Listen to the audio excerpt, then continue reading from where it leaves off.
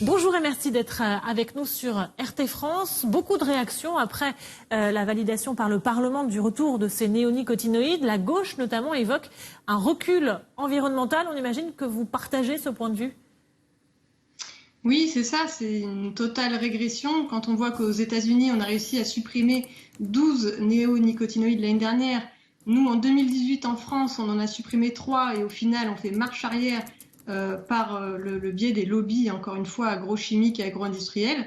Ben, on a du souci à se faire pour l'écologie en France. Enfin, moi, ça me porte beaucoup de peine, quoi.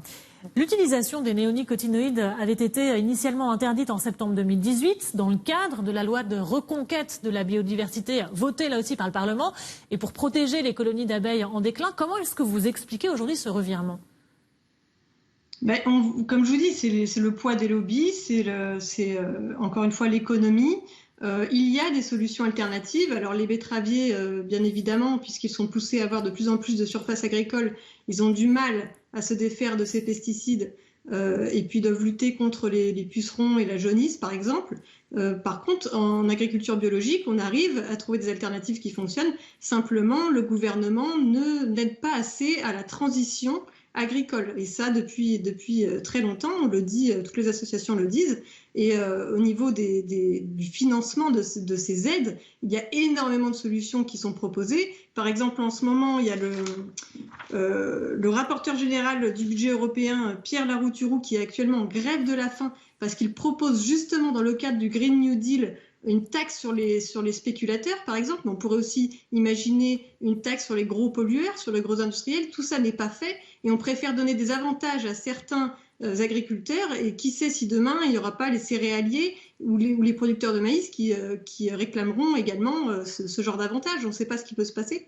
Donc voilà les raisons. C'est simplement économique, c'est une guerre de lobby et on voit que la santé publique et la destruction des espèces des insectes n'importe peu. Quels sont les risques aujourd'hui de l'utilisation des néonicotinoïdes et quels ont été les résultats de leur interdiction en 2018 ? Ben, il y a eu une baisse de l'impact sur les abeilles, malheureusement pas suffisant.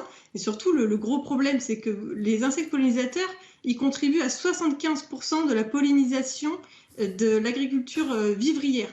Donc on voit que les pollinisateurs sont très très importants, c'est eux également qui nourrissent les oiseaux, donc tout ça, ça entraîne des décès sur les insectes et sur les oiseaux. En 25 ans, il y a eu une baisse de 75% de la biomasse des insectes, je ne sais pas si vous vous rendez compte. Alors on peut se dire, ouais, c'est juste des insectes, sauf que tout est lié et nous les humains, on va en subir les conséquences de tout ça. Et puis en plus, on trouve des néonicotinoïdes dans nos assiettes et dans 75% des pots de miel dans le monde, il y a des études qui le prouvent. Donc c'est très très grave, c'est pas juste une question d'abeilles. Et en plus, ça nuit aussi aux apiculteurs qui sont également des agriculteurs. Alors on le rappelle, pour l'instant, il s'agit d'une dérogation temporaire qui va donc avoir cours jusqu'en 2023. Et c'est ce que vous nous dites aujourd'hui. Vous redoutez que d'autres filières se manifestent aussi pour obtenir de telles dérogations. Mais ils se manifestent déjà et ils obtiendront certainement des dérogations aussi. C'est ça le problème avec cette politique, c'est qu'on va donner des avantages aux uns, pas aux autres, donc ça va créer des petits conflits internes, et puis finalement, ça va aller en escalade comme ça, et puis qu'est-ce qui va se passer à l'avenir, quoi ? Je veux dire, là, c'est vraiment un retour en arrière, au lieu d'avancer, au lieu d'aider vraiment à une transition écologique. Je ne parle pas d'une écologie punitive, il n'est pas question de culpabiliser les agriculteurs. Et d'ailleurs, ce n'est pas parce que je suis écolo que je vais voter Yannick Jadot. Je préfère le dire à ceux qui me regardent, parce que souvent on fait l'amalgame. Ce n'est pas ça. C'est accompagner les agriculteurs dans une transition biologique qui est tout à fait possible. Il y a plein d'alternatives. Par exemple, planter de l'avoine, ça peut permettre de faire baisser le risque de pucerons, etc., ou de jaunisse. Il y a aussi les insectes.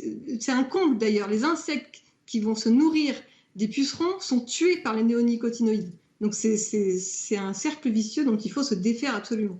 Merci beaucoup Azel Mazigo d'avoir pris le temps de réagir sur notre antenne.